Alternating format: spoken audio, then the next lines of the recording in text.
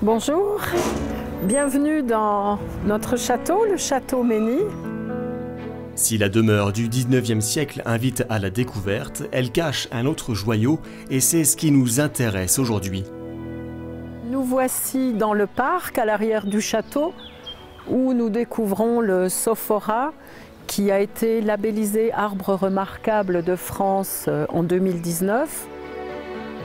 Il mesure environ 34 mètres de haut, pèse à peu près 51 tonnes et il est désormais le plus gros Sophora de France et a détrôné celui du Trianon à Paris. Au cœur d'un parc d'un hectare, le Sophora du Japon, aux dimensions hors normes, en impose. Une cathédrale de la nature qui s'éveille tout doucement. Ses premiers bourgeons éclosent tout juste. Il faudra attendre encore quelques semaines pour découvrir son feuillage, ressemblant à celui du faux acacia. L'arbre mellifère attire d'ailleurs les abeilles, et dans ses cavités, de nombreux oiseaux nichent, comme ces tourterelles. Marie-Simone et Pascal Boudvin sont propriétaires du château depuis 2016. Un coup de foudre pour le patrimoine bâti, le couple propose chambre et table d'hôte. Et difficile de ne pas tomber sous le charme de cet arbre remarquable.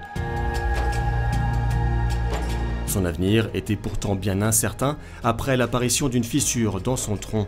Pas question de l'abattre, les propriétaires entreprennent son sauvetage. Des spécialistes interviennent pour élaguer les bois morts et soulager les énormes branches charpentières. Ça devient presque une obsession de le préserver, de l'embellir et d'être un petit moment de son histoire pour l'amener plus loin puisque il est là depuis bientôt 3 siècles. Il est bien évident qu'il nous survivra et que nous aurons été parmi ses bienfaiteurs. L'arbre est aujourd'hui sauvé. Cette mise en lumière lui vaudra l'attribution du label Arbre remarquable, décerné par l'association Arbre en 2019. Mais l'origine supposée de cet arbre est tout aussi remarquable. Un prêtre prisonnier en Chine au XVIIIe siècle, passionné de botanique, envoie 5 graines de Sophora en France, une essence alors inexistante dans l'Hexagone. Une graine qui était envoyée, et c'est Marie-Antoinette qui a planté la graine au château de Versailles.